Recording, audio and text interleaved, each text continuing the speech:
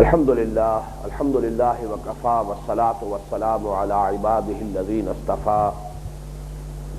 خصوصاً علی افضلهم وخاتم النبیین محمد الامین وعلی آلہ وصحبہ اجمعین اما بعد فاعوذ باللہ من الشیطان الرجیم بسم اللہ الرحمن الرحیم الف لام میم احسب الناس ان يتركوا ان يقولوا آمنا وهم لا يفتنون ولقد فتنا الذين من قبلهم فليعلمن الله الذين صدقوا وليعلمن الكاذبين الى قوله تعالى ومن الناس من يقول آمنا بالله فإذا أوذي في الله جعل فتنة الناس كعذاب الله وَلَئِن جَاءَ نَصْرٌ مِّن رَّبِّكَ لَيَقُولُنَّ إِنَّا كُنَّا مَعَكُمْ أَوَلَيْسَ اللَّهُ بِأَعْلَمَ بِمَا فِي صُدُورِ الْعَالَمِينَ وَلَيَعْلَمَنَّ اللَّهُ الَّذِينَ آمَنُوا وَلَيَعْلَمَنَّ الْمُنَافِقِينَ صدق اللَّهُ الْعَظِيمُ رَبِّ اشْرَحْ لِي صَدْرِي وَيَسِّرْ لِي أَمْرِي وَاحْلُلْ عُقْدَةً مِّن لِّسَانِي يَفْقَهُوا قَوْلِي اللهم ربنا ألهمنا رشدنا واعذنا من شرور أنفسنا اللهم أرنا الحق حقا وارزقنا اتباعه وأرنا الباطل باطلا وارزقنا اجتنابه اللهم وفقنا لما تحب وترضى اللهم أفرغ علينا صبرا وتوفنا مسلمين آمين يا رب العالمين۔ صبر اور مصابرت کے مباحث کے ضمن میں ہمارا درس اول جو ہے وہ سورہ عنکبوت کا پہلا رکوع ہے۔ اس کی ابتدائی 3 آیات اور درمیان سے آیات نمبر 10 اور 11 کی ابھی میں نے تلاوت کی ہے، لیکن اس سے پہلے کہ ہم سورہ عنکبوت کا مطالعہ شروع کریں، پچھلی نشست کا ایک قرض جو بقایا ہے وہ میں چاہتا ہوں کہ ادا کر دوں، اس لیے کہ یہ نہایت اہم مضمون ہے کہ مکی دور میں صبر کا حکم، یعنی امر کے صیغے کے ساتھ صبر کی تلقین، یہ صرف واحد کے صیغے میں ہوئی ہے اور اس کے مخاطب رہے ہیں محمد الرسول اللہ صلی اللہ علیہ وسلم۔ اگرچہ پھر آپ اس تلقین کو آگے کنوے کرتے رہے ہیں صحابہ کرام، جب بھی آپ گزرتے تھے آل یاسر کو جب ابو جہل شدید تعذیب اور تشدد کا نشانہ بنا رہا ہوتا تھا، آپ وہاں سے گزرتے تھے اور فرماتے تھے اصبروا یا آل یاسر فإن موعدکم الجنہ، اے یاسر کے گھر والوں صبر کرو، جھیلو، برداشت کرو، اس لیے کہ تمہارے وعدے کی جگہ جنت ہے۔ لیکن میں چاہتا ہوں کہ خود حضور سے اس سدے تکرار کے ساتھ، اعادے کے ساتھ، بار بار تاکید کے ساتھ جس طرح آپ کو صبر کا حکم دیا گیا ہے، وہ میں سمجھتا ہوں کہ ایک اہم حصہ ہے اس بحث کا، تو اس کی طرف میں آپ کی توجہ مبذول کرانا چاہتا ہوں۔ 4 مقامات پر تو حضور سے فرمایا گیا ہے صبر کیجئے اس پر کہ جو کچھ یہ کہہ رہے ہیں، اس لیے کہ میں عرض کر چکا ہوں کہ پہلے 3 برس تک پرسیکوشن کل کی کل وربل ہے، زبان، استہزاء، تمسخر، مذاق اڑایا جا رہا ہے، پھپتیاں چست کی جا رہی ہیں، تو چونکہ یہ سارا کا سارا معاملہ زبانی تھا، اس لیے 4 مقامات ہیں، جیسے کہ مثلا سورہ مزمل وَاصْبِرْ عَلَىٰ مَا يَقُولُونَ وَاهْجُرْهُمْ هَجْرًا جَمِيلًا، اے نبی صبر کیجئے اس پر جو کچھ کہ یہ کہہ رہے ہیں، اور ان سے قطع تعلق کر لیجئے، لا تعلق اختیار کر لیجئے، لیکن خوبصورتی کے ساتھ، یعنی ایک داعی اگرچہ تعلق منقطع کرتا ہے کسی سے، لیکن اس طور سے کرتا ہے کہ پھر ملنے کی گنجائش باقی رہے، لہذا وہ قطع تعلق نہیں کہ لٹ مار کر علیحدہ ہو جایا جائے، وہ بھی ایک مرحلہ آتا ہے، وہ آخری وقت ہوتا ہے جہاں پھر اعلان کیا جاتا ہے قُلْ يَا أَيُّهَا الْكَافِرُونَ لَا أَعْبُدُ مَا تَعْبُدُونَ وَلَا أَنْتُمْ عَابِدُونَ مَا أَعْبُدُ، وہ بھی ایک مرحلہ ہے، لیکن فوری طور پر نہیں، ابتدا میں یہ ہے کہ علیحدگی بھی ہو لیکن علیحدگی خوبصورتی کے ساتھ۔ وَاصْبِرْ عَلَىٰ مَا يَقُولُونَ وَاهْجُرْهُمْ هَجْرًا جَمِيلًا، اسی طرح فرمایا گیا سورہ قاف میں فَاصْبِرْ عَلَىٰ مَا يَقُولُونَ وَسَبِّحْ بِحَمْدِ رَبِّكَ قَبْلَ طُلُوعِ الشَّمْسِ وَقَبْلَ الْغُرُوبِ، اے نبی صبر کیجئے اس پر جو کچھ یہ لوگ کہہ رہے ہیں۔ اسی طرح فرمایا گیا سورہ صاد میں اصبر علی ما یقولون واذکر عبدنا داؤد ذا الاید، اے نبی صبر کیجئے اس پر جو کچھ کہ یہ کہہ رہے ہیں، جھیلیے، برداشت کیجئے۔ اسی طرح فرمایا گیا سورہ طٰہٰ میں فاصبر علی ما یقولون وسبح بحمد ربک قبل طلوع الشمس وقبل غروبها، اے نبی صبر کیجئے، جو باتیں اس آپ کو سننی پڑ رہی ہیں، بلکہ بہت پیارا مقام ہے جو سورہ انعام میں فرمایا، سورہ حجر میں فرمایا گیا وَلَقَدْ نَعْلَمُ أَنَّكَ يَضِيقُ صَدْرُكَ بِمَا يَقُولُونَ، اے نبی ہمارے علم میں ہے کہ جو کچھ یہ لوگ کہہ رہے ہیں اس سے آپ کا سینہ بھیجتا ہے، آپ کو صدمہ ہوتا ہے، آپ کو رنج پہنچتا ہے، ہمارے علم میں وَلَقَدْ نَعْلَمُ أَنَّكَ يَضِيقُ صَدْرُكَ، آپ کا سینہ بھیجتا ہے ان باتوں کو سن کر، لیکن جھیلیے، برداشت کیجیے۔ تو صبر کے یہ 4 آیتیں تو میں نے آپ کو سنا دی ہیں کہ جن میں خاص طور پر جو کچھ وہ کہہ رہے تھے، جو استہزاء، جو تمسخر، جو مذاق، جو پھپتیاں چست کی جا رہی تھی، جو کہا جا رہا تھا آپ کو کہیں مجنون، کہیں کذاب، کہیں شاعر، کہیں ساحر، سنیے، برداشت کیجیے۔ لیکن اب میں ذرا تیزی کے ساتھ آپ کو وہ آیات گنوا دینا چاہتا ہوں، اور یہ سب کی سب مکی صورتیں ہیں اور ابتدائی زمانے کی مکی صورتیں۔ سورہ نون میں فرمایا فاصبر لحکم ربک ولا تطع منہم آثما او کفورا، یہ سورہ دہر میں فرمایا اے نبی صبر کیجئے، اپنے رب کے حکم کا انتظار کیجئے، جلدی نہ کیجئے، اور خاص طور پر ان میں سے جو لوگ گناہ گار ہیں، ناشکرے ہیں، ناقدرے ہیں اللہ کی نعمتوں کے، ان کی بات کو سرے سے نہ سنیے، ان کے باتوں پر کان ہی نہ دھریے۔ سورہ مدثر میں فرمایا وَلَا تَمْنُن تَسْتَكْثِرْ وَلِرَبِّكَ فَاصْبِرْ، اپنے رب کے لیے صبر کیجیے، جھیلیے، برداشت کیجیے۔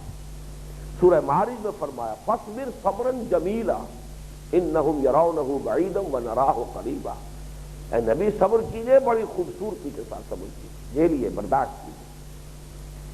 سورہ نون میں فرمایا فَاصْبِرْ لِحُکْمِ رَبِّكَ وَلَا تَكُنْ كَصَاحِبِ الْحُوتِ إِذْ نَادَىٰ وَهُوَ مَكْظُومٌ، دیکھیے حضرت یونس کی طرح نہ ہو جائیے گا جنہوں نے کچھ جلدی سے کام لیا تھا، صبر کیجیے، جھیلیے، برداشت کیجیے، اپنے رب کے حکم اور فیصلے کا انتظار کیجیے۔ سورۃ الطور میں فرمایا وَاصْبِرْ لِحُکْمِ رَبِّكَ فَإِنَّكَ بِأَعْیُنِنَا، اب دیکھیے یہ صبر کا حکم بھی کن کن حوالوں سے دیا گیا ہے۔ اے نبی آپ صبر کیجیے، اپنے رب کے حکم کے لیے اس کے انتظار کیجیے، آپ ہماری نگاہوں میں ہیں، فَإِنَّكَ بِأَعْیُنِنَا، آپ ہماری نگاہوں میں ہیں، ہم دیکھ رہے ہیں جو کچھ آپ پر بیت رہی ہے، ہماری نگاہوں میں ہے جو کچھ ہو رہا ہے، اور جو کچھ آپ صبر کر رہے ہیں، جھیل رہے ہیں، برداشت کر رہے ہیں، ہمارے علم میں ہے۔ فَإِنَّكَ بِأَعْیُنِنَا، آپ ہماری نگاہوں میں ہیں۔ اسی طریقے سے سورہ احقاف میں فرمایا فَاصْبِرْ كَمَا صَبَرَ أُولُو الْعَزْمِ مِنَ الرُّسُلِ، اے نبی صبر کیجئے جیسے کہ ہمارے دوسرے اولو العزم پیغمبر صبر کرتے رہے، یعنی جو کچھ آپ پر بیت رہی ہے یہ صرف آپ ہی پر نہیں بیتی ہے، اس سے کہیں زیادہ حضرت نوح علیہ السلام پر بیت چکی ہے، اس سے کہیں زیادہ اور دوسرے انبیاء کو مصائب جھیلنے پڑے ہیں، لہذا جیسے ہمارے اولو العزم پیغمبر صبر کرتے رہے آپ بھی صبر کیجئے۔ کہیں فرمایا فَاصْبِرْ إِنَّ وَعْدَ اللَّهِ حَقٌّ، صبر کیجئے، اور دیکھیے اللہ کا وعدہ سچا ہے، اللہ کا وعدہ جو ہے غلط نہیں ہے، حق کا غلبہ ہوگا، اللہ کی مدد آئے گی، اور یقیناً اللہ تعالیٰ کی نصرت جو ہے آپ کو حاصل ہوگی، لیکن یہ کہ بہرحال اللہ تعالیٰ کی حکمت میں ہر شے کا ایک وقت مقرر ہے۔ اسی طرح فرمایا فَاصْبِرْ إِنَّ وَعْدَ اللَّهِ حَقٌّ وَاسْتَغْفِرْ لِذَنبِكَ، سورہ غافر میں 2 مرتبہ یہ آیا إِنَّ وَعْدَ اللَّهِ حَقٌّ، فَاصْبِرْ، اے نبی صبر کیجیے، اللہ کا وعدہ سچا ہے۔ اسی طریقے سے سورۃ الروم کی آیت جو ہے وہ تو بڑی چیلنجنگ انداز کی ہے، فَاصْبِرْ إِنَّ وَعْدَ اللَّهِ حَقٌّ وَلَا يَسْتَخِفَّنَّكَ الَّذِينَ لَا يُوقِنُونَ، دیکھیے اے نبی صلی اللہ علیہ وسلم صبر کیجئے، جھیلیے، برداشت کیجئے، دیکھیے کہ ایسا نہ ہو یہ لوگ جو یقین نہیں رکھتے، جو ایمان نہیں رکھتے، وہ آپ کے پائے ثبات میں لغزش پیدا کر دیں، آپ کو خفیف کر دیں، آپ کو ہلکا بنا دیں، یعنی یہ کہ آپ کو اپنے اس دباؤ کے تحت جھکنے پر مجبور کر دیں، یہ ایک چیلنجنگ انداز ہے، جیسے کہ غیرت کو للکارا جا رہا ہو، کہیں ایسا نہ ہو کہ آپ ان کے دباؤ کے آگے جھک جائیں۔ وَلَا يَسْتَخِفَّنَّكَ الَّذِينَ لَا يُوقِنُونَ، اسی طرح فرمایا سورہ کہف میں وَاصْبِرْ نَفْسَكَ مَعَ الَّذِينَ يَدْعُونَ رَبَّهُمْ بِالْغَدَاةِ وَالْعَشِيِّ، اے نبی اگر یہ سرداران قریش آپ کی بات نہیں سن رہے اور مذاق اڑا رہے ہیں تو یہ جو بھی فقراء، غلام، یہ نوجوان جو آپ کے گرد جمع ہو گئے ان کی رفاقت کو غنیمت سمجھیے، ان کے ساتھ اپنے آپ کو روکے رکھیے، ان کی طرف سے نگاہیں ہٹا کر آپ ان دولت اور ثروت والوں کی طرف متوجہ نہ ہو۔ وَلَا تَعْدُ عَيْنَاكَ عَنْهُمْ تُرِيدُ زِينَةَ الْحَيَاةِ الدُّنْيَا، ان سے توجہ ہٹا کر ان کی طرف آپ متوجہ نہ ہوں. دنیا کی زیبائش اور آرائش جو ہے وہ آپ کو متاثر نہ کرنے پائے. اسی طرح فرمایا وَاصْبِرْ وَمَا صَبْرُكَ إِلَّا بِاللَّهِ، اے نبی صبر کیجئے، اور آپ کا صبر تو صرف اللہ کے سہارے ہے. جتنا یقین اللہ پر ہوگا، جتنا تعلق اللہ کے ساتھ مضبوط ہوگا، اتنا ہی صبر جو ہے انسان کو حاصل ہوگا. وَاصْبِرْ وَمَا صَبْرُكَ إِلَّا بِاللَّهِ وَاصْبِرْ فَإِنَّ اللَّهَ لَا يُضِيعُ أَجْرَ الْمُحْسِنِينَ. صبر کیجئے اور اللہ تعالیٰ محسنین کا اجر ضائع کرنے والا نہیں ہے. تو یہ آیات جو ہے وَاتَّبِعْ مَا يُوحَىٰ إِلَيْكَ وَاصْبِرْ حَتَّىٰ يَحْكُمَ اللَّهُ، 18 مقامات ہیں کہ جن میں نبی اکرم صلی اللہ علیہ وسلم کو صبر کی تلقین کی گئی. اب ظاہر بات ہے کہ صرف حضور کے لیے نہیں تھا، اگرچہ اس اعتبار سے کہ جیسے کہ میں نے پچھلی نشست جو محاورہ اردو کا ہے کہ ہاتھی کے پاؤں میں سب کے پاؤں، اگر حضور کے پائے ثبات میں جنبش آ جائے، لغزش آ جائے، تو ظاہر بات ہے باقی سب کے سب جو ہے وہ تو خود بخود ہی متزلزل ہو جائیں گے. لہذا سارا دباؤ جو تھا کم سے کم پہلے 3 سالوں تک وہ تو صرف حضور کی شخصیت پر مرکوز رہا. اسی لیے بار بار حضور کو سہارا دینے کے لیے، آپ کی دلجوئی کے لیے بھی کیسی کیسی آیات نازل ہوئی. نون والقلم وما یسطرون ما انت بنعمت ربک بمجنون وان لک لاجرا غیر ممنون وانک لعلی خلق عظیم. اے نبی آپ ملول نہ ہو، غمگین نہ ہو. ان کے مجنون کہنے سے کہیں آپ مجنون تو نہ ہو جائیں گے. اور آپ کا تو سیرت و کردار کا معاملہ گواہ ہے، آج تک کوئی مجنون، کوئی پاگل، کوئی آصف زدہ انسان ایسی سیرت و کردار کی بلندی پر بھی فائز رہا ہے. انک لعلی خلق عظیم. یہ لوگ اندھے ہو گئے، انہیں نظر نہیں آتا آپ کا کردار، آپ کی سیرت، آپ کی شخصیت. اور یہ کیا کوئی مناسبت رکھتی ہے کسی ایسے شخص کے ساتھ کہ جس سے کوئی یعنی توازن قلبی جو ہے، ذہنی جو ہے جس کا متاثر ہو چکا ہو، یا جس پر کوئی بدروح جو ہے وہ قابض ہو چکی ہو، یا کسی جن کا سایہ ہو گیا. تو دلجوئی کے تمام اسلوب بھی اختیار کیے گئے. اور جیسا کہ میں نے عرض کیا، اب یہی تلقین ہے جو محمد الرسول اللہ صلی اللہ علیہ وسلم اپنے ان جانثاروں کو کر رہے ہیں. اصبروا یا آل یاسر فإن موعدکم الجنہ. اب اس تمہید کے بعد آئیے کہ ہم سورہ عنکبوت کا مطالعہ شروع کریں.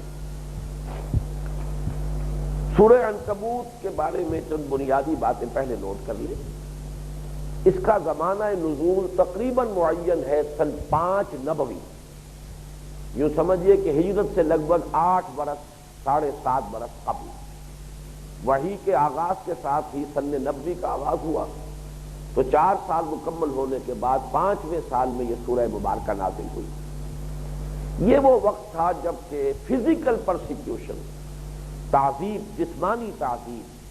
جسمانی ایذا جو ہے صحابہ کرام میں سے بالخصوص جیسے کہ میں عرض کر چکا ہوں نوجوانوں کے طبقے پر، شرفاء اور اونچے گھرانوں کے نوجوان تختہ مشق بنے، اور سب سے بڑھ کر جو تختہ مشق بنے وہ غلاموں کا طبقہ، جن کے کوئی حقوق نہیں تھے، جن کا کوئی والی وارث نہیں تھا، جن کو کوئی بچانے والا نہیں تھا. یہ بھٹی جب پورے طور پر دہک گئی ہے، یہ ہے زمانہ سن 5 نبوی کا. اور اسی میں اصل میں وہ واقعات سارے جو کئی مرتبہ بیان ہوئے ہیں اور اکثر و بیشتر حضرات کے علم میں ہے. کیونکہ ایک حدیث جو میں آپ کو سناؤں گا وہ حضرت خباب بن الارت رضی اللہ تعالیٰ عنہ سے مروی ہے، اور ان کا جو ہے پس منظر وہ جان لیجیے. یہ پیشے کے اعتبار سے لوہار تھے، نوجوان تھے، طبع سلیم کے مالک نوجوان، حضور کی دعوت پر ایمان لے آئے. اب انہیں جو ستانا شروع کیا ہے قریش مکہ نے، پہلے تو یہ کہ کام لے لیا اور اجرت نہ دی، یہ ایک ستانے کا انداز اختیار کیا گیا. جب اس سے بھی باز نہیں آئے پھر ان کی مار پیٹ کا سلسلہ شروع ہوا. اور ان کا واقعہ ہے وہ کہ دہکتے ہوئے انگارے زمین پر بچھا کر اور پھر ان کو کہا گیا کہ کرتا اتارو اور ننگی پیٹھ ان انگاروں پر لیٹ جاؤ. اور وہ لیٹے، اس لیے کہ یہ میں منہج انقلاب نبوی میں تفصیل سے بیان کر چکا ہوں کہ مکی دور میں مسلسل یوں سمجھیے کہ ویسے تو 12-13 برس کا دور ہے مکی دور، آغاز وحی کے بعد سے لے کے ہجرت تک، لیکن پرسیکیوشن چونکہ سن 4 میں شروع ہوئی ہے فزیکل پرسیکیوشن، تو آپ کہہ سکتے ہیں کہ پورے 8 برس تک آرڈر آف دی ڈے یہ تھا حضور صلی اللہ علیہ وسلم کا کہ چاہے تمہارے جسم کے ٹکڑے اڑا دیے جائیں، تم کوئی ہاتھ نہیں اٹھاؤ گے، اپنی مدافعت تک میں کوئی ہاتھ نہیں اٹھاؤ. نو ریٹیلیشن تو بہت دور کی بات ہے، جوابی کارروائی کا تو کوئی سوال ہی نہیں. No raising of hand even in self defence, جو کہتے ہیں کرو، لہذا وہ کرتا اتارا ہے اور پیٹھ ننگی پیٹھ لیٹ گئے۔ پھر یہ کہ ظاہر بات ہے کہ انگاروں نے اپنا کام کیا ہے، کمر کی کھال جلی ہے، پھر چربی پگھلی ہے، اسی سے وہ انگارے ٹھنڈے ہوئے، تو پھر ان کا جو پیٹھ کا معاملہ ہے، ان کی کمر جو ہے وہ ایسے ہو گئی تھی جیسے برف زدہ کوئی مریض ہوتا ہے، بعد میں جب یہ وہ زخم ٹھیک ہوئے۔ وہ ہے جو یہ واقعہ بیان کر رہے ہیں کہ جب ہم پر شدائد اور مصائب کی حد ہو گئی، ناقابل برداشت ہو گئے، تو ہم ایک روز حاضر ہوئے حضور صلی اللہ علیہ وسلم کی خدمت میں۔ یہ حدیث جس کا میں آپ کو ٹیکسٹ سناؤں گا یہ تو بخاری کی روایت ہے، صحیح بخاری کی، لیکن یہ واقعہ جو ہے حضرت امام ابو داؤد نے بھی نقل کیا ہے اور امام نسائی نے بھی نقل کیا ہے۔ کچھ تفاصیل ان میں ہیں جو اس جو روایت ہے صحیح بخاری کی اس میں موجود نہیں ہے۔ وہ تفاصیل یہ ہے کہ حضرت خباب بن رافع فرماتے ہیں کہ ہم حاضر ہوئے چند لوگ حضور کی خدمت میں، اور آپ اس وقت ٹیک لگا کر ذرا ایک چادر سے اور کعبے کی ایک دیوار کے سائے میں استراحت فرما رہے ہیں۔ ہم نے جا کر عرض کیا، اب میں وہ الفاظ آپ کو سنا رہا ہوں۔ عن خباب بن الارت رضی اللہ تعالی عنہ قال شکونا الی رسول اللہ صلی اللہ علیہ وسلم وهو متوسد بردۃ له فی ظل الکعبہ، ہم نے شکایت کی، فریاد کی، شکوہ کیا جا کر حضور صلی اللہ علیہ وسلم کی خدمت میں،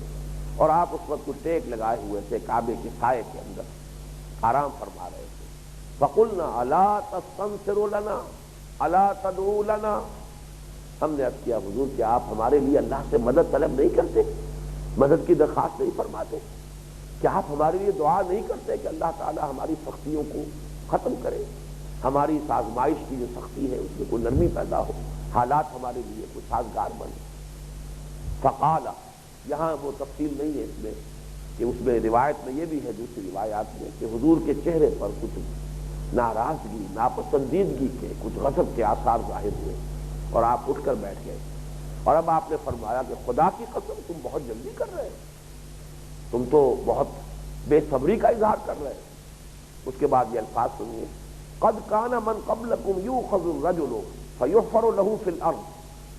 تم سے پہلے جو لوگ اس وادی میں آئے، اس کوچے میں آئے، جنہوں نے بھی قدم رکھا اس ایمان کے راستے پر، تو ایسا بھی ہوتا تھا کہ کسی شخص کو پکڑا جاتا تھا، پھر اس کے لیے زمین میں گڑھا کھودا جاتا تھا، فیجعل فیہا، اور اسے اس گڑھے میں گاڑ دیا جاتا تھا آدھا جسم، فیجاء بالمنشار فیوضع علی راسہ، پھر ایک آری لائی جاتی تھی اور اس کے سر پر رکھی جاتی تھی، فیجعل نصفین، اور اس سے اس کے سر کو چیرتے ہوئے اور اس کے جسم کو چیرتے ہوئے دو حصوں میں تقسیم کر دیتے، وَيُمْشَطُ بِأَمْشَاطِ الْحَدِيدِ مَا دُونَ لَحْمِهِ وَعَصْبِهِ، اور ایسا بھی ہوتا تھا کہ لوہے کی کنگھیوں کے، لوہے کے کنگھوں کے ذریعے سے ہڈیوں پر سے جو ہے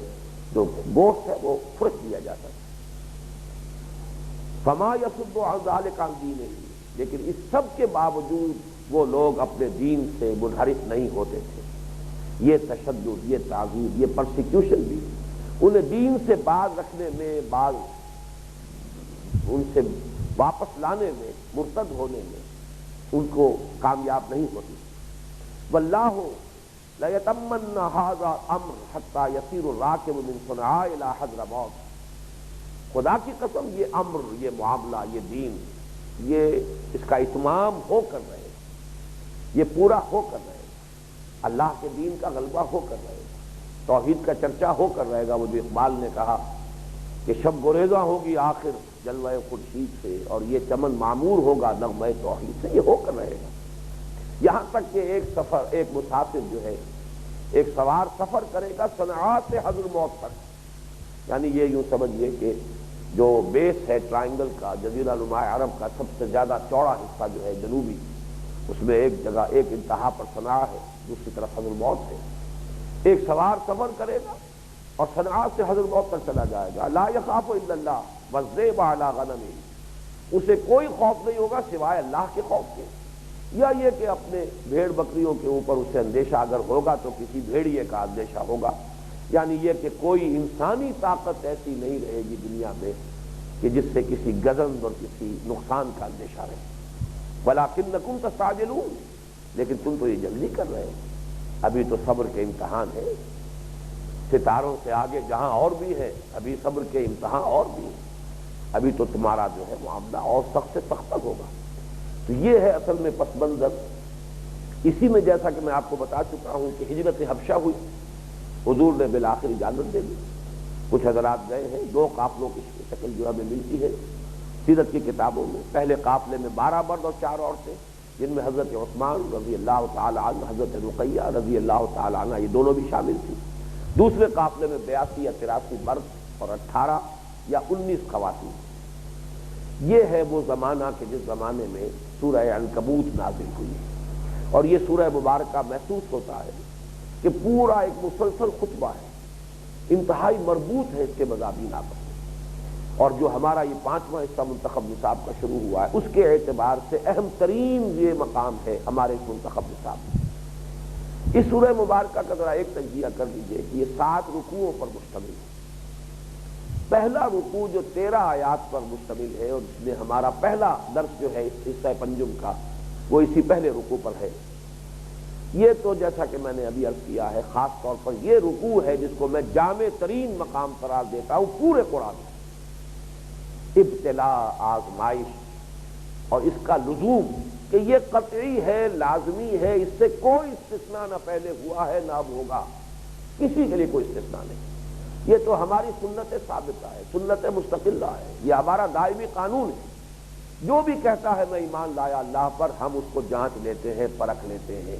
کھڑے اور کھوٹ کا امتیاز کرتے ہیں، ہم دیکھتے ہیں کہ کون کتنے پانی میں ہے۔ یہ ہماری سنت ہے، یہ ہمارا قاعدہ ہے، یہ ہمارا قانون ہے، اور یہ دائم ہے، قائم ہے، مستقل ہے، اس میں کوئی استثناء نہیں۔ اس پر تفصیل سے بعد میں گفتگو ہوگی۔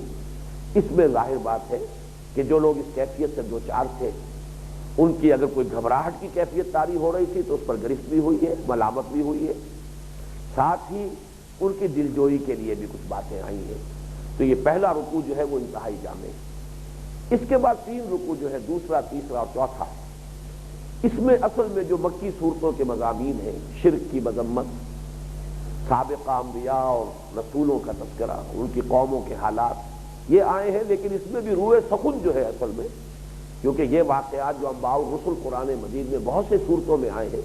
تو ہر صورت کے مرکزی مضمون اور عمود کے حوالے سے اس کے اندر جو ہے ایک ڈائمنشن ہوتی ہے اضافی۔ چنانچہ یہاں پر کفار قریش جو ہے ان کی طرف بھی روئے سخن ہے، اور اہل ایمان کے لیے بھی نشانیاں ہیں کہ تمہارے لیے ان سابقہ انبیاء اور رسل کے حالات میں تمہارے لیے سبق ہے، نمونہ ہے،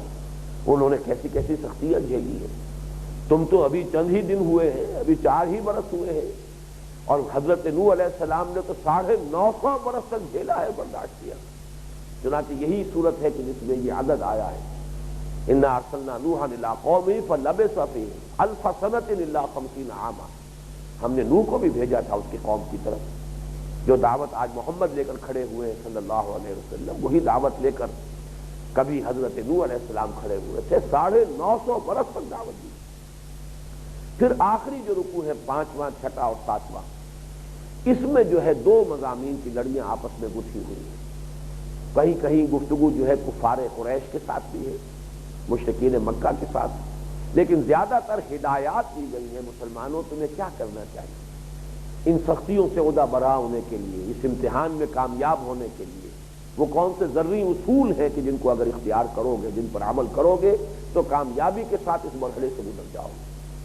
تو اس سے پہلے تو ہمارے اس 5ویں حصے میں صرف پہلا درس پہلے رکوع پر مشتمل، دوسرا درس آخری 3 رکوعوں پر مشتمل۔ اس مرتبہ میرا ارادہ ہے کہ درمیان کے 3 رکوعوں پر بھی ہمارا ایک درس ہوگا، اس لیے کہ اس میں 3 باتیں بڑی اہم آئی ہیں، بہت ہی جن کو یونیورسل ٹروتھ کہا جائے، جو دائمی رہنمائی کے اصول ہیں وہ اس میں آئے ہیں، لہذا ان پر بھی ایک اضافی درس ہوگا۔ اب آئیے، یہ جو آیات مبارکہ ہیں سورہ عنکبوت کی پہلی 3، الف لام میم، پہلی آیت حروف مقطعات پر مشتمل ہے، اور چونکہ ہمارے منتخب نصاب میں ابھی تک حروف مقطعات کا تذکرہ نہیں ہوا، لہذا بہت ہی عجلت میں چند باتیں یاد کروں گا، اس لیے کہ یہ اصل میں منتخب نصاب کے مضامین میں یہ شامل نہیں۔ بڑی تفصیلی بحث میں کر چکا ہوں جب سلسلے وار درس کا آغاز کیا تھا، سورہ فاتحہ کے بعد جب سورہ بقرہ کی نوبت آئی تھی تو الف لام میم ہی پر تفصیل سے گفتگو ہو چکی ہے۔ پہلی بات تو یہ نوٹ کر لیجئے اعداد و شمار کی نوعیت ہے، 114 صورتیں قرآن مجید کی ہیں، جن میں سے 29 صورتوں کے شروع میں یہ حروف مقطعات آئے، 3 کے شروع میں ایک ایک ہے، سورہ نون، سورہ قاف، سورہ صاد، 9 کے شروع میں 2 ہیں، 7 مرتبہ حامیم اور 3 مرتبہ طٰہٰ، یاسین، طاسین، 3 حروف 13 صورتوں میں آئے، جن میں سے 6 صورتیں وہ ہیں جو الف لام میم سے شروع ہوئی ہیں، ان میں سے 4 ہیں جو مکی ہے، پہلی یہی ہے سورہ عنکبوت، پھر سورۃ الروم، پھر سورۃ لقمان اور پھر سورۃ السجدہ۔ 2 صورتیں وہ ہیں کہ جو قرآن حکیم میں بالکل آغاز میں آئی ہیں، مدنی صورتیں ہیں، سورہ بقرہ الف لام میم سے اور سورہ آل عمران الف لام میم سے۔ 2 صورتوں کے شروع میں 4 حروف آئے ہیں، الف لام میم را، الف لام میم صاد۔ 5 حروف سے بھی 2 صورتیں شروع ہوئی، کاف ہا یا عین صاد، ہا میم عین سین قاف۔ یہ تو کچھ اعداد و شمار کے درجے کی بات ہے۔ حروف جو ہے عربی زبان کے حروف تہجی وہ 28 بھی شمار ہوتے ہیں، 29 بھی شمار ہوتے ہیں۔ اگر حمزہ اور الف دونوں کو گنا جائے تو 29 ہو جائیں گے، لیکن اگر حمزہ کو علیحدہ شمار نہ کیا جائے وہ تو در حقیقت الف اور حمزہ جو ہے ایک دوسرے کی جگہ آ جائیں گے، اس پہلو سے پھر وہ 28 شمار ہوں۔ لیکن یہ بات نوٹ کیجئے کہ ان 28 یا 29 میں سے 14 حروف استعمال ہوئے ہیں۔ اس کو اگر 3 حصوں میں تخصیص و تقسیم کریں گے تو پہلے 9 حروف میں سے صرف 2 آئے ہیں، آخری 9 حروف میں سے 7 استعمال ہوئے، صرف 2 نہیں ہوئے، درمیان میں 10 حروف ہوئے جو جوڑوں کی شکل میں، سین شین را زا صاد ضاد طا ظا عین غین، ان میں سے ایک حرف لیا گیا ہے جو کہ غیر منقوط ہے، نقطے والا نہیں، سین آئے گا شین نہیں آئے گا، صاد آیا ہے ضاد نہیں آئے گا، طا آیا ہے ضا نہیں آیا، عین آئی ہے غین نہیں آئی۔ تو یہ گویا کہ اب یہ کیا اس کی حکمت ہے اس کے بارے میں ہم کچھ عرض نہیں کر سکتے، البتہ یہ ضرور ہے کہ یہ حقائق ہے، یہ سامنے ہو، غور و فکر ہوتا رہے، تو ظاہر بات ہے کہ ان میں سے ہر شے کی کوئی نہ کوئی حکمت تو ہے، لیکن اس کے اوپر ابھی تک کوئی ایسی بات کہ جو میں آپ کو بتا سکوں میرے علم میں نہیں۔ جہاں تک اس کے مفہوم کا تعلق ہے 2 باتیں بالکل قطعی ہیں، ایک یہ کہ ان کا قطعی اور حتمی مفہوم کسی کو معلوم نہیں، کہا گیا ہے کہ یہ ایک راز ہے، یہ کوڈ ورڈز ہیں اللہ کے اور اللہ کے نبی محمد صلی اللہ علیہ وسلم کے مابین، واللہ عالم، لیکن یہ کہ ان کا کوئی حتمی مفہوم، یقینی مفہوم معلوم نہیں، کوئی مرفوع قول حضور کا بھی ہمارے علم میں نہیں ہے کہ آپ نے ان میں سے کسی کا کوئی مفہوم بیان کیا۔ البتہ دوسری بات یہ بھی یقینی ہے کہ یہ ان کا استعمال عرب میں ایک معروف اسلوب کے طور پر تھا، اگر نہ ہوتا تو اعتراض ہوتا قرآن پر، اور یہ ہمیں معلوم ہے کہ اہل عرب میں سے کسی نے اعتراض نہیں کیا کہ یہ حروف اس طور سے جو بیان کیے جا رہے ہیں یا پڑھے جا رہے ہیں تو ان کا مفہوم کیا ہے، یہ تو بے معنی ہے، یہ اعتراض نہیں ہوا تو معلوم ہوا کہ یہ معروف اسلوب ضرور تھا۔ اس میں جو بھی لوگوں نے کچھ بحثیں کی ہیں میں اس وقت اس کی تفصیل میں نہیں جا رہا، اس لیے کہ جب یہ بات یقین کے ساتھ ہمیں معلوم ہے کہ کوئی بات حتمی اور یقینی نہیں ہے تو پھر وہاں تو میں نے پوری بحث کی ہے سورہ بقرہ کے آغاز میں، یہاں اس منتخب نصاب کے ضمن میں اس کی ضرورت نہیں۔ الف لام میم کے بعد اب یہ جو 2 آیات ہیں بڑی اہم ہیں۔ احسب الناس ان یترکوا ان یقولوا آمنا وهم لا یفتنون، کیا لوگوں نے یہ سمجھا تھا کہ وہ چھوٹ جائیں گے صرف یہ کہنے سے کہ ہم ایمان لے آئے اور ان کو آزمایا نہ جائے گا؟ وَلَقَدْ فَتَنَّ الَّذِينَ مِن قَبْلِهِمْ، اور ہم نے تو ہمیشہ آزمایا ہے ان کو جو ان سے پہلے تھے، فَلَيَعْلَمَنَّ اللَّهُ الَّذِينَ صَدَقُوا وَلَيَعْلَمَنَّ الْكَاذِبِينَ، اور اللہ تعالیٰ تو لازماً، لفظی ترجمہ ہوگا جان کر رہے گا ان کو کہ جو سچے ہیں، اور لازماً جان کر رہے گا ان کو جو جھوٹے ہیں۔ لیکن یہ کہ اس کی ترجمانی ہم کرتے ہیں اس طور سے کہ اللہ تعالیٰ تو ظاہر کر کے رکھ دے گا ان کو کہ جو سچے ہیں، اور اللہ بالکل کھول کر رکھ دے گا ان کو کہ جو جھوٹے ہیں۔ یعنی یہ کہ دودھ کا دودھ اور پانی کا پانی جدا کرنا یہ اللہ تعالیٰ کی سنت ہے، یہ اس کا قانون ہے، یہ اس کا قاعدہ ہے، اس میں کوئی استثناء نہیں ہے پہلے بھی اگر کسی نے اس وادی میں قدم رکھا تو اس کا امتحان لیا گیا، آزمایا گیا، جانچا گیا، پرکھا گیا، اور اب بھی جو بھی آئے گا اس وادی میں سوچ سمجھ کر آئے کہ اس وادی میں قدم رکھتے ہی امتحان ہے، آزمائش، ابتلا ہے۔ یہ ہے اصل میں وہ اللہ تعالیٰ کا قاعدہ اور قانون کہ جس میں کوئی استثناء نہیں۔ اس آیت مبارکہ میں خاص طور پر جو بات نوٹ کرنے کی ہے کہ اس میں ایک طرح کی اظہار خفگی جو ہے موجود ہے۔ احسب الناس ان یترکوا، جیسے کہا جائے کہ بڑی ہی بے اعتنائی کا انداز ہے۔ جو میں نے آپ کو حدیث سنائی ہے کہ حضور صلی اللہ علیہ وسلم کے سامنے بھی جب جا کر بعض صحابہ نے، اور ان میں سے وہ بھی ہے خباب رضی اللہ تعالیٰ عنہ، جن کو دہکتے ہوئے انگاروں پر لٹایا گیا تھا، اگر کوئی شکوہ زبان پر آ گیا ہے اور جا کر حضور سے درخواست کی ہے، الا تدعو لنا الا تستغفر لنا، حضور کیا آپ ہمارے لیے مدد کے لیے درخواست نہیں کرتے، کیا آپ ہمارے لیے دعا نہیں کرتے اللہ سے؟ تو حضور نے اظہار خفگی کیا، آپ کے چہرے پر ناراضگی کے آثار ظاہر ہوئے، اس لیے کہ ابھی تو ابتلا اور امتحان اور آزمائش کا آغاز تھا، ابھی تو اس سے کہیں زیادہ سخت امتحانات آنے والے ہیں۔ وہی انداز ان آیات کا تھا، حسب الناس ان یترکوا، ورنہ قرآن مجید میں وہ انداز بھی آتا ہے، قل لعبادی الذین آمنوا، اے نبی کہیے میرے ان بندوں سے جو ایمان لائے۔ اب یہاں جو ایک اپنائیت کا انداز ہے، شفقت کا انداز، میرے بندوں سے، یا عبادی الذین اسرفوا علی انفسہم، اے میرے وہ بندوں جنہوں نے اپنے اوپر زیادتیاں کی ہیں، ظلم کیا ہے، یعنی معصیت اور گناہ کی زندگی بسر کی ہے تو اپنا ہی کچھ بگاڑا ہے، اپنے اوپر زیادتی کی ہے، اپنے اوپر ظلم کیا ہے۔ یا عبادی الذین اسرفوا، اللہ کی رحمت سے مایوس نہ ہو، اللہ تعالیٰ تمام گناہوں کو معاف فرما دے گا، توبہ کرو، رجوع کرو، پلٹو اللہ کی طرف، تو اللہ تعالیٰ تمام گناہ بخش دے گا۔ تو وہ انداز بھی ہے قرآن مجید میں، نہایت شفقت کا انداز، نہایت محبت کا انداز، لیکن یہاں پر کچھ بیگانگی کا سا، اور جیسے کہ کچھ اعراض اور خفگی کا، کہ جیسے براہ راست خطاب نہیں، یہ نہیں کہا گیا اے مسلمانوں تمہیں کیا ہو گیا ہے، کیا تم نے یہ سمجھا تھا کہ تم صرف یہ کہنے سے چھوٹ جاؤ گے کہ ہم ایمان لے آئے؟ خطاب جب کیا جاتا ہے تو ایک التفات کا رنگ ہوتا ہے، جس سے بات آپ کر رہے ہو گویا کہ اس کی طرف آپ التفات کر رہے ہیں، لیکن ایک وہ انداز ہوتا ہے اعراض، لوگوں نے یہ سمجھا تھا، کیا لوگوں کا یہ خیال تھا؟ اس میں ایک طرح کا اظہار خفگی پوشیدہ ہے۔ حسب الناس ان یترکوا ان یقولوا آمنا، کیا لوگوں نے یہ سمجھا تھا کہ چھوٹ جائیں گے، چھوڑ دیے جائیں گے صرف یہ کہنے سے کہ ہم ایمان لے آئے؟ وہم لا یفتنون، یہ فتنے کا لفظ جو عربی زبان کا، اس کو اچھی طرح سمجھ لیجیے۔ لغت میں فتنہ وہ کسوٹی ہوتی ہے جس پر پرکھا جاتا ہے، سونے کو خاص طور پر رگڑ کر پتہ چل جاتا ہے کہ یہ کھرا سونا ہے، اس میں کوئی کھوٹ شامل ہے۔ تو اس پر تفصیل سے گفتگو ہوگی اسی رکوع کے ضمن میں کہ اس فتنے کی اصل میں 3 نسبتیں ہیں جو اللہ نے قرآن مجید میں بیان کی۔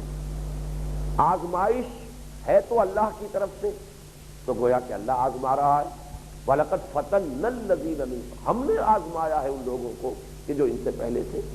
تو گویا کہ فتنہ اللہ کی جانب سے ہے۔ لیکن وہ فتنہ جو آ رہا ہے وہ تو ابو جہل کے ہاتھ کے ذریعے آ رہا ہے، مار تو ابو جہل رہا ہے، دہکتے ہوئے انگاروں پر تو لٹایا ہے کفار مکہ نے۔ جو بھی مصائب آئے حضرت سمیہ پر اور حضرت یاسر پر ابو جہل کے ہاتھوں آئے،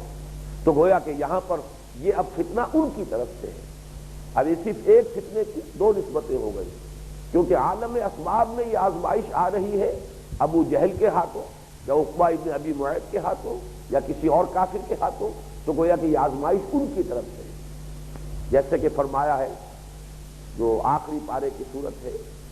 والسماء ذات البروج، سورہ بروج میں، ان الذین فتنوا المؤمنین والمؤمنات ثم لم یتوبوا فلہم عذاب جہنم ولہم عذاب الحریق، بے شک جن لوگوں نے فتنوں میں ڈالا اہل ایمان کو، اب یہ وہ لوگ کون ہیں؟ وہ کافر، وہ مخالف اللہ کے دین کے، وہ ہے کہ جو آزمائشوں کے اندر مبتلا کر رہے ہیں اہل ایمان کو۔ حقیقتاً آزما رہا ہے اللہ، لیکن فتنہ بظاہر عالم واقعہ میں مادی اسباب کے حوالے سے وہ آ رہا ہے کفار کے ہاتھوں۔ اور تیسری یہ نسبت آئی ہے، یہ سورہ حدید میں ہے، وَلَٰكِنَّكُمْ فَتَنْتُمْ أَنفُسَكُمْ، تم نے اپنے آپ کو اپنے ہاتھوں فتنے میں ڈالا۔ فتنے میں ناکام کیوں ہوتا ہے انسان؟ جان کو عزیز تر رکھتا ہے ایمان سے، دولت کو محبوب تر رکھتا ہے اللہ کے دین سے، علائق دنیاوی کو اس نے محبوب تر قرار دیا ہے اللہ سے، اللہ کے رسول سے اور اللہ کی راہ میں جہاد کرنے سے۔ قل ان کان آباؤکم وابناؤکم واخوانکم وازواجکم وعشیرتکم واموال اقترفتموها وتجارۃ تخشون کسادها ومساکن ترضونها احب الیکم من اللہ ورسولہ وجہاد فی سبیلہ فتربصوا حتی یأتی اللہ بامرہ۔ تو یہاں تو گویا کہ تم نے خود اپنے آپ کو فتنے میں ڈالا۔ انما اموالکم واولادکم فتنہ، تمہارے یہ اموال اور یہ اولاد ہی تو تمہارے لیے فتنہ ہے، ان کی محبت ایک حد سے تجاوز کر جائے گی تو گویا کہ تم نے اپنے آپ کو فتنے میں مبتلا کر دیا۔ تو فتنہ لفظ ہے جس کے معنی ہے آزمائش، کسوٹی، جس پر پرکھا جائے کسی شے کے صحیح ہونے یا غلط ہونے، جینوئن ہونے کو، یا یہ کہ وہ کوئی بناوٹی شے۔ لیکن یہ کہ اس فتنے کی نسبتیں تین ہیں، آزمائش اللہ کی طرف سے، آزمائش بظاہر دشمنان اسلام کے ہاتھوں آ رہی ہے، اور آزمائش میں ناکامی کا اصل سبب کیا ہے کہ انسان نے خود اپنے آپ کو دنیا اور علائق دنیاوی اور مال و اسباب دنیاوی کی محبت میں گرفتار کر کے خود اپنے آپ کو اپنے ہاتھوں فتنے میں ڈال دیا۔ بہرحال یہاں جو لفظ آیا ہے وہ یہ ہے احسب الناس ان یترکوا ان یقولوا آمنا وهم لا یفتنون ولقد فتنا الذین من قبلهم، ہم نے تو آزمایا ہے ان کو، سب کو، جو بھی ان سے پہلے آئے، اس کوچے میں جس نے بھی قدم رکھا، جس کو ہو جان و دل عزیز اسی گلی میں جائے کیوں، اگر جان پیاری ہے، دنیا پیاری ہے، دولت پیاری ہے تو پھر ٹھیک ہے گھر بیٹھو، پھر یہ اللہ سے محبت کا دعویٰ نہ کرو، اللہ کے دین کے لیے اپنے بڑے اونچے عزائم کا اظہار نہ کرو، اپنے آپ کو تول لو، اور پہلے یہ ہے کہ ان محبتوں کو اپنے دل سے اور اس کی گرفت کو وہاں کمزور کرو، تب اس میدان میں آؤ۔ وَلَقَدْ فَتَنَّا الَّذِينَ مِن قَبْلِهِمْ فَلَيَعْلَمَنَّ اللَّهُ الَّذِينَ صَدَقُوا وَلَيَعْلَمَنَّ الْكَاذِبِينَ۔ اور لازماً اللہ تعالیٰ، پھر میں عرض کر رہا ہوں کہ لفظی ترجمہ ہوگا جان کر رہے گا ان کو کہ جو سچے ہیں، جو دعویٰ کر رہے ہیں ایمان کا تو صدق کے دل سے کر رہے ہیں، who really mean business، جو واقعتاً ایمان لائے ہیں اللہ پر۔ وَلَيَعْلَمَنَّ الْكَاذِبِينَ، اور اللہ کو جان کر رہے گا۔ لیکن یہ کہ مراد کیا ہے، اللہ کا علم تو قدیم ہے، اہل تشیع جو ہے وہ اس قسم کی آیات کا ترجمہ لفظی کرتے ہیں، اور یہی معاملہ جو ہے وہ معتزلہ کا ہے۔ معتزلہ اور اہل تشیع جو ہے عقائد میں ایک دوسرے سے کافی قریب ہیں، ان کی اپروچ جو ہے وہ بہت ریشنلسٹ قسم کی ہے، عقلیت پرستی جو ہے وہ ایک حد سے بڑھی ہوئی ہے، تو وہ بدع کے قائل ہے، اور بدع اسے کہتے ہیں شیعہ علم کلام کے اندر کہ اللہ تعالیٰ کو کوئی بات واقع ہونے کے بعد بھی علم میں آ سکتی ہے، ضروری نہیں کہ پہلے سے اس کے علم میں ہو، اسے بدع کہتے ہیں۔ بدع کے معنی شروع ہونا کسی چیز کا، اللہ تعالیٰ کو بدع ہوتا ہے، یعنی یہ کہ کوئی بات جبکہ واقع ہو چکی ہو پھر اس کے علم میں آنا، یہ وہ اللہ کے لیے تسلیم کرتے ہیں۔ اہل سنت کے نزدیک اللہ تعالیٰ کا علم کامل ہے، ہمیشہ سے ہے، عالم ما کان وما یکون، ازل اور ابد اس کے لیے آن واحد میں موجود ہے، اس کے علم میں کہیں ماضی، حال اور مستقبل کا کوئی کی تقسیم ہے ہی نہیں۔ اس اعتبار سے چونکہ اللہ تعالیٰ کی ہر صفت مطلق ہے، لہذا ایسی آیات کا ترجمہ اہل سنت کرتے ہیں کہ یہاں مراد کیا ہے، اللہ ظاہر کر دے گا، کھول دے گا، اللہ کے تو علم میں ہے۔ ظاہر بات ہے، منطقی بات ہے، کسی کے دل میں کیا ہے اللہ جانتا ہے، اللہ علیم بذات الصدور، وہ تو لوگوں کے سینوں میں جو کچھ ہے اس کا علم رکھتا ہے، لیکن وہ ظاہر کر دینا چاہتا ہے۔ یہی اصول ہے جو آپ کی جوڈیشری میں آیا ہے کہ justice should not only be done, it should also appear to have been done, اگرچہ اللہ کے علم میں تو ہے۔ اور یہی اصول ہے جس کے تحت اگر کوئی جج ہے اس کے علم میں کوئی خاص بات ہے کسی مقدمے سے متعلق، اگر وہ اس کو گواہی کے طور پر لانا چاہتا ہے تو پھر وہ جج نہیں ہو سکتا وہاں، اب اس کو کسی اور عدالت میں مقدمہ منتقل کرے اور وہاں جا کر اب گواہ کی حیثیت سے پیش کرے، اپنے ذاتی علم کی بنیاد کے اوپر فیصلہ کرنے کا اسے حق حاصل نہیں۔ تو یہی بات ہے در حقیقت، اسی کو یہاں سمجھیے کہ اللہ کا علم تو قدیم ہے، اسے ہمیشہ سے معلوم ہے، اور پھر وہ جانتا ہے لوگوں کے دلوں میں کیا ہے، لیکن وہ کھول دینا چاہتا ہے تاکہ دودھ کا دودھ، پانی کا پانی جدا ہو جائے، معلوم ہو جائے who's who، کون کتنے پانی میں۔ تو فَلَيَعْلَمَنَّ اللَّهُ الَّذِينَ آمَنُوا وَلَيَعْلَمَنَّ اللَّهُ الَّذِينَ صَدَقُوا وَلَيَعْلَمَنَّ الْكَاذِبِينَ۔ آگے بڑھنے سے پہلے میں صرف آپ کو آج نوٹ کرا دیتا ہوں کہ یہی مضمون جو ہے قرآن مجید میں 3 مقامات پر اور آیا ہے۔ اور عجیب بات یہ ہے آیات کے نمبر جو ہے، نمبر 214 سورہ بقرہ، 142 سورہ آل عمران، آیت نمبر 16 سورہ توبہ، ان میں یہ ہے یاد رکھنے کے لیے ایک ایسوسیشن ہے، مینٹل ایسوسیشن۔ 214 کو بھی جمع کیجئے، 2 جمع 1 2 جمع 4 7 بنے گا۔ 142 کو پھر ان کو جمع کیجئے 7 بنے گا، 1 اور 6 کو جمع کیجئے 7 بنے گا۔ سورہ بقرہ کی آیت نمبر 214 اس موضوع پر بڑی گمبھیر آیت ہے۔ ام حسبتم، اب دیکھیے یہاں پر احسب الناس کی بجائے اب یہاں خطاب ہے۔ ام حسبتم، اے مسلمانوں کیا تم نے یہ سمجھا تھا ان تدخلوا الجنہ کہ تم جنت میں داخل ہو جاؤ گے، ولما یاتکم مثل الذین خلوا من قبلکم، حالانکہ ابھی تک تو تم پر وہ ساری تکالیف، وہ مصیبتیں، وہ آزمائشیں آئی ہی نہیں ہیں جو ان پر آئی تھی جو تم سے پہلے گزر چکے۔ وہ حدیث اب یاد کیجیے، حضرت خباب بن الارت رضی اللہ تعالیٰ عنہ کی روایت میں جو آیا کہ جب ہم نے شکایت کی تو حضور نے یہی فرمایا تم سے پہلے تو یہ کچھ ہوتا تھا، ایسی آزمائش تو ابھی تم پر آئی بھی نہیں، بلکہ اس ایک روایت میں یہ ہے کہ لوگوں کو زندہ جلایا گیا ہے، اور یہی سورہ بروج کے اندر پورا واقعہ مذکور ہے کہ ایک آگ کی خندق کھود کر اور اس میں آگ جلا کر اور لوگوں کو جھونک دیا گیا اور جلا دیا گیا زندہ۔ تو فرمایا کہ یہ سب کچھ جو ہے ابھی تک تو ہے مسلمانوں تم پر تو وہ چیزیں آئی ہی نہیں۔ اب حسبتم ان تدخلوا الجنة ولما يأتكم مثل الذين خلوا من قبلكم مستهم البأساء والضراء وزلزلوا حتى يقول الرسول والذين آمنوا معه متى نصر الله ألا إن نصر الله قريب۔ ان کو تو سختیوں نے، فقر و فاقہ کی مصیبتوں نے آ گھیرا، انہیں جسمانی کوفت اور اذیت برداشت کرنی پڑی، وزلزلوا وہ ہلا مارے گئے، جھنجھوڑ دیے گئے، جھڑ جھڑائے گئے، حتی یقول الرسول والذین آمنوا معه، یہاں تک کہ پکار اٹھے وقت کے رسول اور وہ لوگ کہ جو ان کے ساتھ تھے، متی نصر اللہ، اللہ کی مدد کب آئے گی، الا ان نصر اللہ قریب، تب انہیں یہ بشارت دی گئی کہ اللہ کی مدد اب قریب ہے، آیا چاہتی ہے۔ یہی الفاظ آئے ہیں سورہ صف میں جو ہم پڑھ چکے ہیں۔ سورہ صف کا زمانہ نزول 6 ہجری ہے۔ 6 ہجری میں جا کر غزوہ احزاب کے بعد سخت ترین آزمائشوں سے گزارنے کے بعد پھر وہ مرحلہ آیا کہ مسلمانوں کو بھی خوشخبری دی گئی کہ وَأُخْرَىٰ تُحِبُّونَهَا نَصْرٌ مِّنَ اللَّهِ وَفَتْحٌ قَرِيبٌ، اور یہ جو الفاظ ہم پڑھ رہے ہیں آیت سورہ بقرہ کی آیت نمبر 214، یہ غزوہ بدر سے قبل ہے۔ اس اعتبار سے یہ جو فرق ہے 6 سال کا یا 5 سال کا جو وقفہ ہے اس کو نوٹ کیجیے کہ اس میں اہل ایمان جو ہے حضور کے صحابہ، ان پر بھی وہ سختیاں تدریجاً بڑھتی ہوئی غزوہ احزاب میں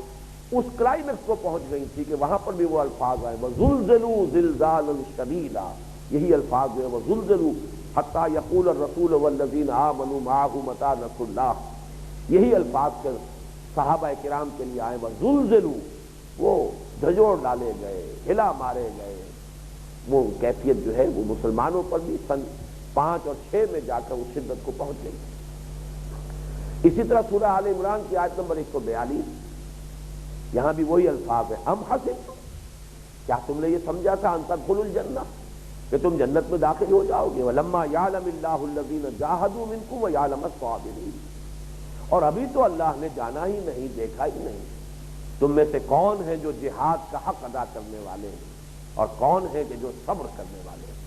ابھی تو صبر کے امتحان، ابھی صبر کے امتحان اور بھی ہیں، ابھی عشق کے امتحان اور بھی ہیں، ابھی تو گھبرانے والی بات نہیں ہے، بلکہ ابھی تیاری رکھو کہ سخت سے سخت پر امتحانات سے تمہیں سابقہ پیش آنا ہے۔ سورہ توبہ کی آیت نمبر 16، اور یہ سورہ توبہ کا زمانہ نزول آپ کو معلوم ہے کہ سن 9 ہجری ہے۔ یہ تسلسل کے ساتھ امتحانات جو ہیں ان کا سلسلہ جاری ہے۔ ام حسبتم ان تترکوا، یہاں سورہ عنکبوت میں آیا تھا احسب الناس ان یترکوا، کیا لوگوں نے یہ سمجھا تھا کہ چھوٹ جائیں گے، چھوڑ دیے جائیں گے محض یہ کہنے پر یقولوا آمنا کہ ہم ایمان لے آئے۔ یہاں خطاب ہے ام حسبتم ان تترکوا، کیا تم نے یہ سمجھا تھا کہ چھوٹ جاؤ گے صرف یہ کہنے پر؟ وَلَمَّا يَعْلَمِ اللَّهُ الَّذِينَ جَاهَدُوا مِنكُمْ وَلَمْ يَتَّخِذُوا مِن دُونِ اللَّهِ وَلَا رَسُولِهِ وَلَا الْمُؤْمِنِينَ وَلِيًّا، حالانکہ ابھی تو اللہ نے دیکھا ہی نہیں کہ کون ہے تم میں سے حقیقتاً مجاہد، جہاد کرنے والے، اور وہ لوگ کہ جو اللہ کے سوا، اللہ کے رسول کے سوا اور اہل ایمان کے سوا کسی سے دلی محبت نہیں رکھتے، دلی محبت کے رشتے کاٹ چکے ہیں، ان کے دلوں میں حقیقی دلی محبت ولایت قلبی کا رشتہ رہ گیا اللہ سے اور اس کے رسول سے اور اہل ایمان سے۔ یہ مضمون سورہ مائدہ میں بھی آیا کہ اہل ایمان تو وہ ہیں کہ جن کو تمہارے ولی جو انما ولیکم اللہ ورسولہ والذین آمنوا، جب تک تمہاری محبت اس معیار کے اوپر پوری نہیں اترتی کہ تمہارے اصل محبوب، تمہارے مددگار، تمہارے جو بھی پشت پناہ، تمہارے ساتھی، تمہارے اصل دوست، تمہارے جگری دوست صرف اللہ اور اس کا رسول اور اہل ایمان مومنین صادقین، جب تک اس معیار پر پورے نہیں اترو گے، اس وقت تک اگر تم نے سمجھا تھا کہ جنت میں داخلہ ہو جائے گا یا نجات مل جائے گی تو یہ خیال خام ہے۔ یہ ہے وہ قانون اللہ تعالیٰ کا مستقل قانون، سنت دائمہ اللہ کی،